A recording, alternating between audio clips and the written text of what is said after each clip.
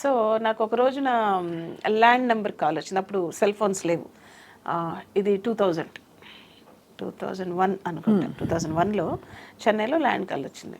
Hello, మామూలుగానే నాకు వణుకు, కీరవాణి అనే మాట విని ఏం తిడతాడో ఏంటో అని. అందరికంటే పెద్ద కదా తను, అందరికంటే చిన్న నేను. సో చిన్నప్పటి నుంచి ఆ భయం బాగా ఉంది. ఏం శ్రీలేఖ ఏం చేస్తున్నావు అంటే, ఏదో అయిపోయింది, ఏదో చేసాను, తప్పు చేశాను. ఏం లేదు పెద్దన్న, చెప్పు, తిన్నావా అన్నాడు. తిన్నాను.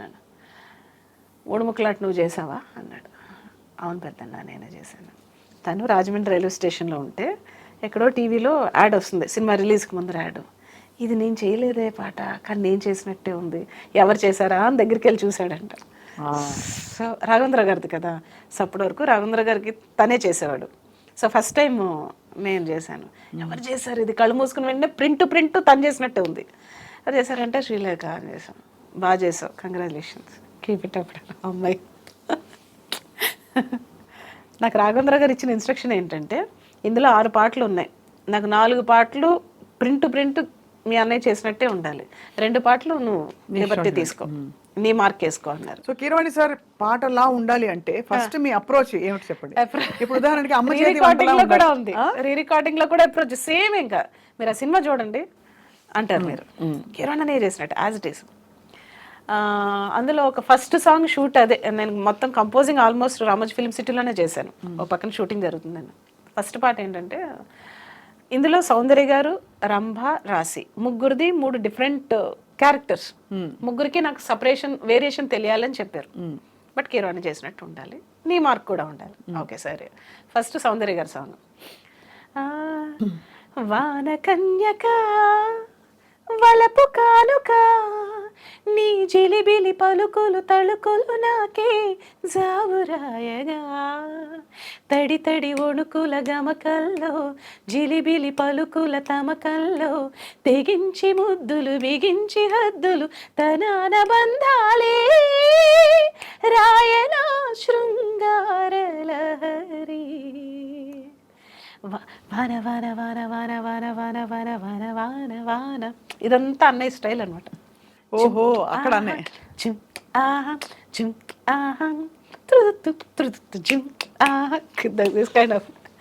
మ్యూజిక్ ప్రతి కణంలో ఉంది మీకు బాబోయ్.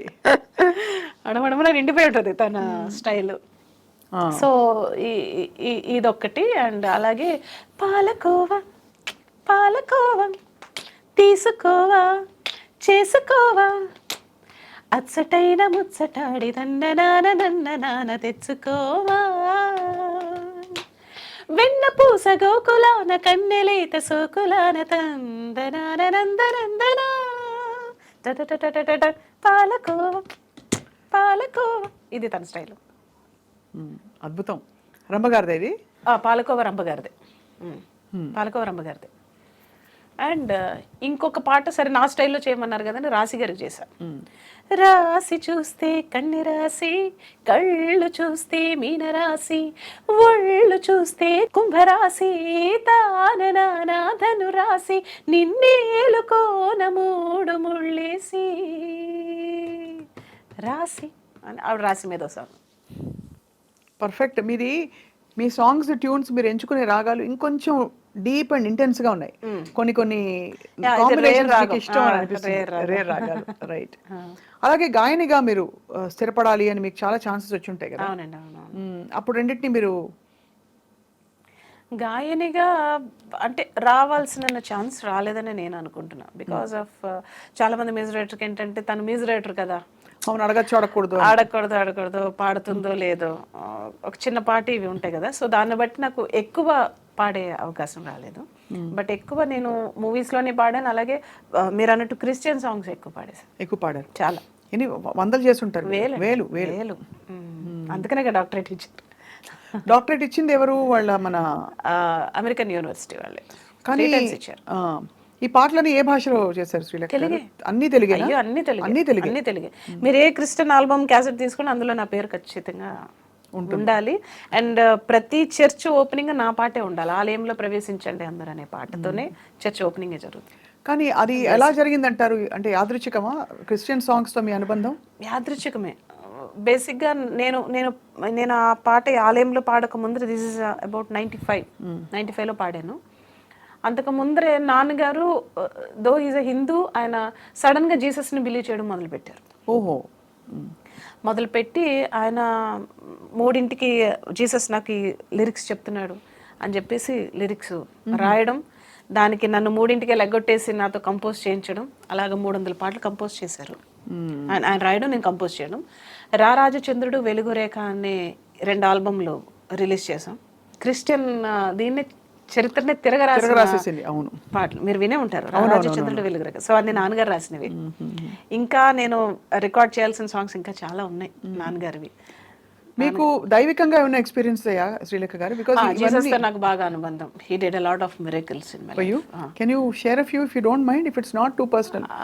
అంటే భగవత్ స్వరూపం ఎవరైనా, అమ్మవారి కటాక్షం ఉందన్నా, వినాయకుడి మహిమ ఉందన్నా, ఏదైనా పర్టికులర్ గా నేను చెప్పలేనండి. అంటే అది నేను ఫీల్ అవ్వాలి అంతే, చెప్పడానికి పర్టికులర్ గా ఏం లేదు. బట్ లాట్ ఆఫ్ థింగ్స్ నేను ఆయనతో మాట్లాడుతూ ఉంటాను, లైక్ మీతో మాట్లాడినట్టే. సో మాట్లాడి విత్ హిమ్, యు కనెక్ట్. ఏం చెప్తారు? ఇలా జరిగింది, రోజు ఇలా జరిగింది, so I want this. So ఈ రోజున నేను ఏదైనా తెలిసి చేసినా ఏమైనా తప్పులు ఉంటే జస్ట్ ఫర్గివ్ మీ, ఎప్పుడు నాతో ఉండు. సో లేకపోతే నాకు సడన్గా నాకు ఇవాళ తలపోటుగా ఉంది, లేకపోతే నాకు పలానా ప్రాజెక్ట్కి వెళ్ళాలి, తొందరగా తగ్గించమా ప్లీజ్, ఇలా జస్ట్ మనిషితో ఒక డాక్టర్తో ఎలా చెప్తాం అలా కనెక్ట్ అయ్యి మాట్లాడుతుంటాను. He'll respond. You can feel that response. అది నేను చెప్పలేను, బట్ డైలీ పొద్దున్నే పరలోకమందున్న మా తండ్రి ప్రార్థన చేయకుండా నేను బయటకు వెళ్ళను, రాత్రి అది చేయకుండా పడుకోను. So you're almost practicing Christian ఇప్పుడు. అలానే నేను రోజు దీపం పెడతాను, గుడికి వెళ్తాను. ఇదే అంటే ఏమంటారు, మనసులో ఎవరి ఇష్టం అంటే జీసస్. లేకపోతే వేల పాటలకి మీరు ఐ గివ్ టెస్టిమనీ. నేను ప్రోగ్రామ్స్కి వెళ్తాను కదా, నేను ప్రోగ్రామ్స్కి వెళ్ళిన పాట పాడతాను, నేను బైబిల్ వాక్యాలు చెప్తాను, టెస్టిమనీ ఇస్తాను. బైబిల్ చదివారా? బైబిల్ నాన్నగారు చదివి చెప్పేవారు, నేను ప్రత్యక్షంగా చదవలేదు. ఆ వర్డ్స్ కొన్ని గుర్తున్నాయి. అంటే నాకు ఒకప్పుడు నాకు చాలా అంటే హెల్త్ ఇష్యూ బాగా ఉండేది, చాలా సివియర్ అయిపోయింది. So he only saved, no doctors saved, he only saved.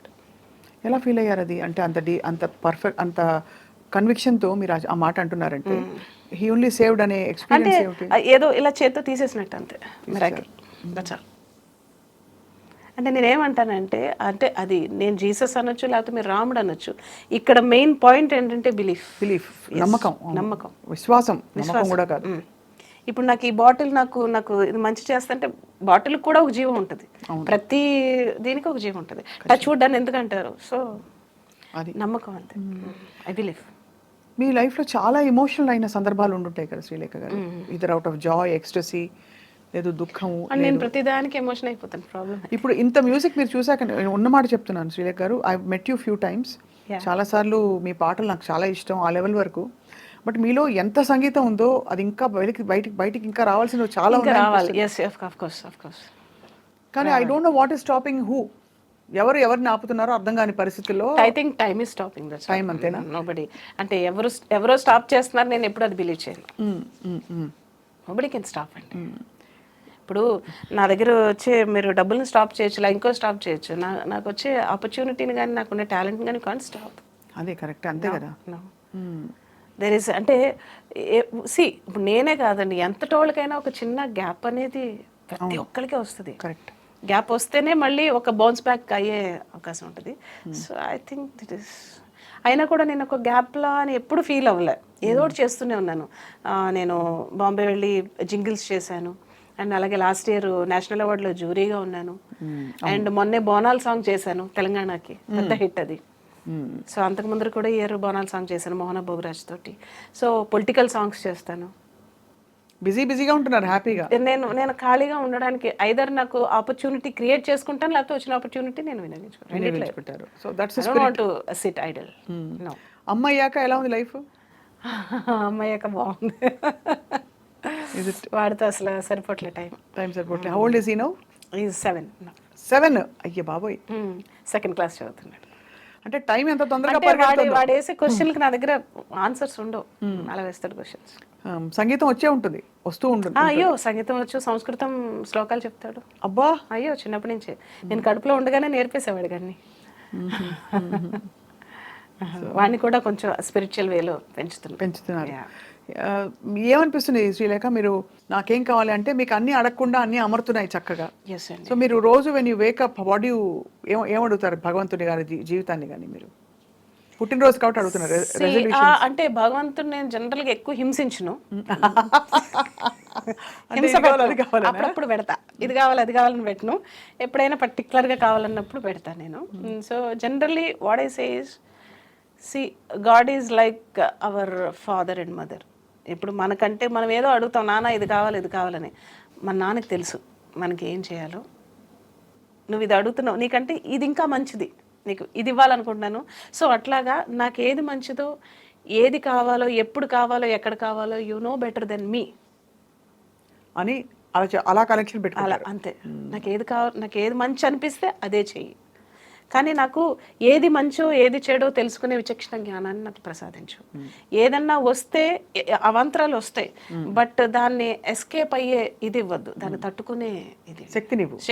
I don't want escape in the situations. You want the power to withstand, to fight or stand. I don't want to give up any time.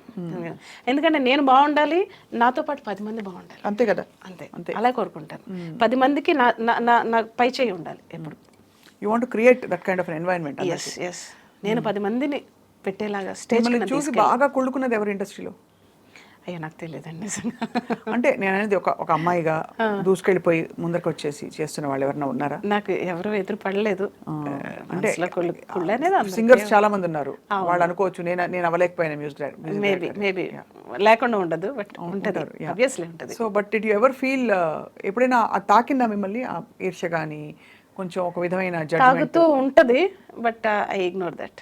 I know they are feeling jealous అని లోపల తెలుస్తూ ఉంటుంది మీకు, అది ignore చేసేస్తారా? చిన్న నవ్వుతో నేను ఇగ్నోర్ చేస్తాను. అన్ని విధాలా ధన్యులు అయితే. సో ఒక్కసారి నేను కూడా జలస్ ఫీల్ అవుతాను ఎప్పుడు శ్రేయాన్ని చూసినప్పుడు, శ్రేయాన్ని శ్రీదేవి గారిని చూసినప్పుడు, అందం పరంగా అబ్బా మనకు అంత మంచి ముక్కు ఎందుకు ఇవ్వలేదు, మనకి హైట్ ఎందుకు ఇవ్వలేదు, అంత అందం ఎందుకు ఇవ్వలేదు, జలస్ ఫీల్ అవుతుంటాను. సో అలాగే వాళ్ళు కూడా చూసి. కాకి స్టోరీ చెప్పలేదు ఇవాళ. ఏంటది? కాకి ఏంటి కాకి స్టోరీ? చిన్నప్పుడు ఏదో చెప్పారు మీరు, చిన్నప్పుడు ఒక సంఘటన అయిందని. అది బాలు గారి దగ్గర నేను చెప్పాను కదా సింగర్ అవుదాం అనుకున్నప్పుడు. ఎప్పుడు అది 7 ఏళ్ళు 8 ఏళ్ళు ఉన్నప్పుడు వెళ్ళా ఆయన దగ్గరికి. నువ్వు పాడడానికి పనికిరావు పో అన్నారు. సో పో అన్న తర్వాత ఒక 4 to 5 yearsకి మళ్ళీ ఆయనతోనే ఫస్ట్ డ్యూయట్ పాడింది, ఆయనకి 2 మూవీలో, అది కోటి గారిది. అప్పుడు కాకి కోకిల ఎప్పుడైంది అన్నారు. That is the best compliment. అంటే అప్పుడు పాట రాకుండా ఇంత పాట ఎలా వచ్చింది, ఇంత ఇంప్రూవ్మెంట్ వచ్చింది, ఇంత గ్రోత్ వచ్చింది? అంటే ఆ వాయిస్ కి నేను ఆయన దగ్గర ఫస్ట్ పాడిన వాయిస్ కి సంబంధం లేదు అసలు. గాడిదలాగా కన్న కఠోరంగా ఉంది అని అనేవారు అప్పుడు, కాకిలా ఉంది అని. So suddenly how it became అని ఆయనకి ఆశ్చర్యం. సో కోటి గారు, అఫ్ కోర్స్ కీరవాణి సార్ ఆశీస్సులు, అవునండి, రాజమౌళి గారి ఆశీస్సులు, అండ్ అందరి కోటి గారి ఆశీస్సులు అందరివి ఉన్నాయి శ్రీలేఖ గారికి. అండ్ వన్ మోర్ థింగ్, మీకు తెలుసు కదా, నేను ఇండస్ట్రీకి వచ్చి 25 years అయిన సందర్భంగా 25 countries లో నేను షోస్ స్టార్ట్ చేశాను last year. So almost 7 countries పూర్తయినాయి. సో అదొకటి జరుగుతుంది. ఇందాక మిమ్మల్ని ఎన్ని సినిమాలు అన్నాను చూడండి, ఆ 25 లెక్క పెట్టుకుని. మీకు లాస్ట్ టైం ఏదో 25 అని చెప్పినట్టు నాకు గుర్తు. 25 years అయింది. మీకే 25 years కనిపిస్తుంటే మరీ టూ మచ్. సో ఏం చేస్తారు శ్రీలేఖ గారు మీరు, అంటే to keep your spirits high, మీ ఏం ఫుడ్ తీసుకుంటారు రోజు? ఫుడ్ నన్ను అడిగారంటే మాత్రం మీకు చాలా చిరాకేసేస్తుంది, అసేం వేస్తుంది. నేను తినే ఫుడ్ చెప్తాను. తినరా? తింటా. ఇలాంటి ఫుడ్ తింటూ ఇలా ఉన్నారా అంటారు. ఏం తింటారు అసలు? రోజుకి ఒక 2-3 థమ్స్అప్స్ తాగుతాను. థమ్స్అప్ లేనిదే నేను ఉండలేను. Big addict. So water intake ఒక 1/2 liter ఉంటుంది అంతే. సో చికెన్ ఆపోజిట్ చెప్తున్నారు. Chicken compulsory, dry chicken, KFC chicken, and అలాగే అంటే వెరీ రెగ్యులర్ ఫుడ్ అనమాట. అసలు నైట్ ఒక రోజు తింటాను, లేకపోతే లేదు. మధ్యాహ్నం తింటాను, లేకపోతే లేదు. ఈ కొత్త మోడల్ చాలా మంది ఇప్పుడు మీరు చెప్పారు కాబట్టి శ్రీలేఖ గారిలో మనం కూడా పాడొచ్చు అని చెప్పి. చాక్లెట్స్, డైరీ మిల్క్ కనపడితే, లేకపోతే చాక్లెట్ ఐస్ క్రీమ్ కనపడితే ఉండలేరు. రేపు నుంచి తినకూడదని ఇవాళ ఉట్టి పెట్టేసుకుంటాను, రేపే కదా అని మళ్ళీ ఇవాళ తినేసి. Cheating, all cheating. But compulsory I do workout మాత్రం చేస్తాను, జిమ్కి వెళ్తాను. ఇంకా మొత్తం అకంప్లిష్డ్ మీరు అయితే సినిమా డైరెక్షన్ ఒకటే చేయాలి నెక్స్ట్. అమ్మో అది అలాంటివి అనుకున్నారు చాలా మంది అడిగారు కానీ I don't want to go to in that. Because మీకు చాలా మంచి పర్సెప్షన్ ఉంది, మీకు పట్టు ఉంది, క్రాఫ్ట్ మీద పట్టు ఉంది, నేర్చుకునే గుణం ఉంది. అంటే మళ్ళీ ఇప్పుడు అదో సపరేట్ మళ్ళీ మ్యూజిక్ డైరెక్షన్ మీరు ఇంకా కుమ్మేయాలంటే. ఎస్, మ్యూజిక్ డైరెక్షన్ చేయాలి, బోల్డ్ అని షోస్ చేయాలి, రియాలిటీ షోస్ చేయాలి, రియాలిటీ షోస్ చేయాలి మెయిన్గా. నాకు అది చేయాలని ఉంది. So don't want to do that. ఒకసారి మంచుకొండలోన చంద్రమామ కోసం. షూర్ మీకోసం స్పెషల్. ఎస్, నా కోసం. మంచుకొండలోన చంద్రమా చందనాలు చల్లిపో, మెచ్చి మేలుకున్న బంధమా అందమంతా అల్లుకో, మొగ్గ ప్రాయంలో సిగ్గు తీరంలో మధురమీ సంగమం, కొత్త దాహంలో వింత మోహంలో మనదిలే సంబరం. ఆహా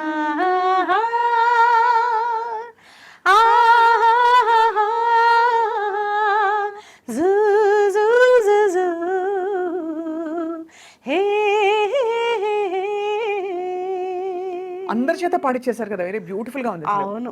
శ్రేయా చేత పాడిచ్చారు. పాడిచ్చారా? శ్రేయా ఘోషల్ చేత పాడించాను.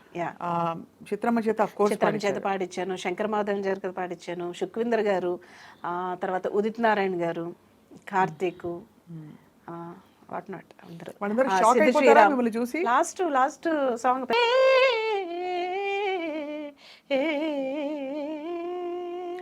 ఎలా ఉందంటే ఇట్స్ అ వెరీ ఒక ఆల్మోస్ట్ రెహమానిష్ గా, అంటే రెహమానిష్ కొత్త పదం, అంటే అలాంటి ఒక అంబియన్స్, ఒక ఎకో అండ్ ఆరా క్రియేట్ అందుకనే బ్యూటిఫుల్. ఎంత చేంజ్ ఉంది అప్పటి స్టైల్ కి ఇప్పటికి. You have adapted and adapted. ఇప్పుడున్న ట్రెండ్ కి తగ్గట్టుగా ఆ సాంగ్ చేశాను, హిట్ 2. బ్యూటిఫుల్, చాలా చాలా బాగుంది పాట. Doing my efforts, every efforts. మంచి రావాలి, మంచి చేయాలి. అంటే ఇప్పుడు ఏమైపోయిందంటే, ఇప్పుడు అంటే ప్రాక్టికల్ గా నేను ఫేస్ చేసేది ఇప్పుడున్న జనరేషన్. ఇప్పుడు కొత్త డైరెక్టర్, కొత్త ప్రొడ్యూసర్ వస్తున్నారు. శ్రీలేఖ గారిని పెట్టుకుందాం అని అనుకున్నా కూడా అమ్మో ఆవిడ దగ్గరికి వెళ్తే చేస్తుందో చేయదో, సీనియర్ కదా, ఎక్కువ బడ్జెట్ అయిపోతుందేమో, లేకపోతే 2 ట్యూన్లు అడిగితే 1 ట్యూన్, ఇలాంటి రకరకాల అసలు థాట్స్. ఇవేవి ఏం లేవురా బాబు, నేను అందంగా మంచిగా ఫ్రెండ్లీగా మంచిగా మీకున్న బడ్జెట్లోనే. అంటే నాకు ఇప్పుడు వచ్చే డైరెక్టర్స్ కొత్త థాట్స్ ఉన్నాయి. అవును, చాలా కొత్త ఒరవడితో వస్తున్నారు. సో అలాంటి సినిమాలు నాకు చేయాలని చాలా అన్ని జానర్స్ చేయగలుగుతారు. బట్ నేను చేస్తానని వాళ్ళకి ఎలా చెప్పాలి? నేను ఇవాళ చెప్పాను తప్పకుండా. ఐ థింక్ అంతే. దీన్నే మీరు ఒక 3 సార్లు ప్రమోట్ చేయాలి. తప్పకుండా వేస్తూనే ఉంటాను. ఐఎమ్ ష్యూర్ మీరు ఎంత టాలెంట్ మీకు పెట్టుకుని ఎవ్రీ జానర్. అసలు mind I can do thriller, I can do like Annamayya లాంటి సినిమా చేయగలను, ఎలాంటి సినిమా నేను చేయగలను. ఎలాగో అన్ని పాడాం కాబట్టి ఒక్క తప్పకుండా ప్రభు గీతం. మీరు ఇష్టంగా చేసిన, డాక్టరేట్ అందుకున్న. ఇష్టంగా కాదు అంటే ఆ సాంగ్ నేను కంపోజ్ చేయలేదు, నేను పాడాను. బట్ ఇప్పటికే కొన్ని మిలియన్ వ్యూస్ వెళ్ళిన పాట. ఇందాక చెప్పాను కదా, ఆలయంలో ప్రవేశించండి అని. సో ఆ సాంగ్ ప్రభు బిడ్డలందరి కోసం పాడతాను. ఆలయంలో ప్రవేశించండి అందరూ, స్వాగతం సుస్వాగతం యేసునామంలో, నీ బ్రతుకులో భారమా కలతలా, నీ హృదయంలో బాధలా కన్నీరా, నీ కన్నీరంత తుడిచివేయు రాజు యేసు కోసం, ఆలయంలో ప్రవేశించండి అందరూ, స్వాగతం సుస్వాగతం యేసునామంలో. ఎక్సలెంట్గా పాడారు, ఎక్సలెంట్గా మంచి పాట. అండ్ వీటన్నిటితో పాటు మీ పాటలు ఒక్కొక్కటి ఒక మ్యాజికల్ నంబర్. ఎస్. అండ్ ఏదో తోసేసి ఇచ్చేసే పాటలు, అది ఒక్కొక్కటి మీరు క్రాఫ్ట్ ఆణిముత్యాలనే చెక్కినట్టు చెప్పొచ్చు. ఆణిముత్యం Yes, మీరు ఆణిముత్యాలే చేత్తో మనం అంటారు చూడండి హ్యాండ్ వర్క్ అని. అల్లుతారు. అవునవును. అలా అల్లినట్టుంది ఒక్కొక్క స్వరం, ఒక్కొక్క yes, detailing yes, of your yes, songs yes. Srilekha గారు. Hats off to you. Thank you. And మీరు తప్పకుండా ఇంకా వండర్స్ అండ్ మ్యాజిక్స్ ఈ బర్త్డే తర్వాత థ్యాంక్ యూ సో మీకు జరుగుతాయని చెప్పి, మిరకల్స్ జరుగుతాయని చెప్పి మేము ఆశిస్తున్నాం. Thank you. మనస్ఫూర్తిగా we wish you great and joyful life. Thanks a lot. Swapna గారు విష్ చేశారంటే డెఫినెట్గా అవుతుంది. Thank you so much. ఇంకొక పాట లాస్ట్ గా. అయ్యో ఇంకోటి ఏంటి, మీరు నేను పాడిన పాడుతుంటే పాట అన్నమయ్యలో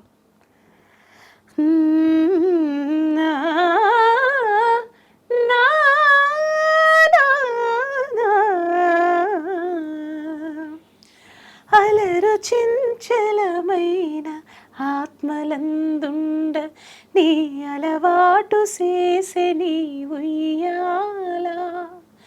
అలరు చించలమైన ఆత్మలందుండని అలవాటు చేసే నీ ఉయ్యాల. పలుమారు ఉచ్ఛ్వాస పవనమందుండ నీ భావంబు తెలిపెని ఉయ్యాల ఉయ్యాల ఉయ్యాల ఉయ్యాల ఉయ్యాల. చాలా అద్భుతంగా ఉంది. అంటే పారుపల్లి బ్రదర్స్ పూర్వజన్మ అదృష్టం ఉంటే ఇలాంటి పాట పాడే అవకాశం వస్తుంది. కీర్తన అన్నమయ్య సినిమాలో చాలా బ్యూటిఫుల్ గా దీన్ని అంటే కిరవాణి సార్ అవును చాలా బ్యూటిఫుల్ గా దాన్ని తీసుకొచ్చారు. సినిమా పరంగా సినిమా ఎక్కడ కూడా పోకుండా పారుపల్లి సోదరులు దీనికి ట్యూన్ కట్టారు ఒరిజినల్ గా. సో వారి సమక్షంలో అనుకోకుండా యాదృచ్ఛికం నేను ఈ పాట పాడాను కిరవాణి సార్ సమక్షంలో. అన్నమయ్య పాటకు పట్టాభిషేకంలో పాడి ఫస్ట్ టైం మామూలుగా పాడితే ఇది ఇలా కాదు, ఒక తల్లి జోల పాడుతున్నట్టు ఉండాలి, అలాగే పాడాలి హస్కీగా అని పాడించారు. మీరు ఎంతో అందంగా పాడారు. Thank you so much. And మీకు అలాగే ఉయ్యాల లాగా జీవితం హాయిగా హ్యాపీగా సాగాలని హ్యాపీ బర్త్డే టు యూ.